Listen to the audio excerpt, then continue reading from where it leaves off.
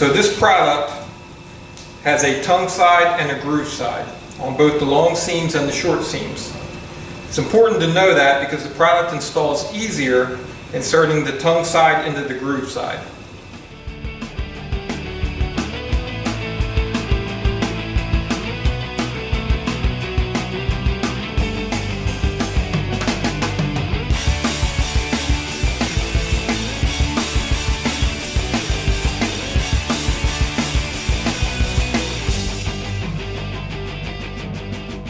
Well, we want to go over some things here. If you do end up with something that's tight, how can we get through that?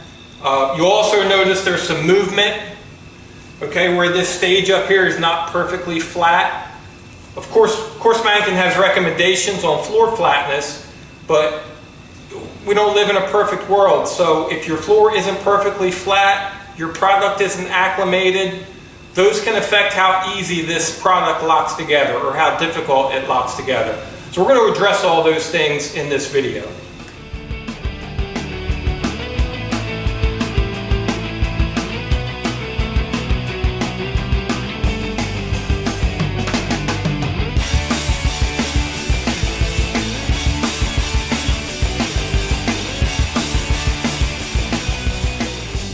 Now, if you end up with a product that's too tight and it won't slide here, this is where all your friction is. This is where all your resistance is. We can take this tapping block that's got a little ledge on it.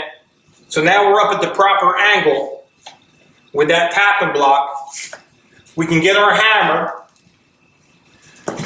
with that block under there. Make sure the block is firmly against the groove side edge. Nice and flat, nice and firm. And then just a couple small taps. And you'll see how that'll drop into place. Now, we'll get a close-up view of this in a minute. But we're in here. This end is not in yet, which is fine. We're working that way anyhow. So there's no friction on that end. I don't know if you could hear that on camera, but that clicked right in. And we're only up about the width of my fingers. And this tapping block, again, this universal tapping block has a ledge on it, and that'll hold it up. Now, you can see how this product is still hanging up a little bit. If we come back with that tapping block, give it a couple taps, you'll see how it drops down into place.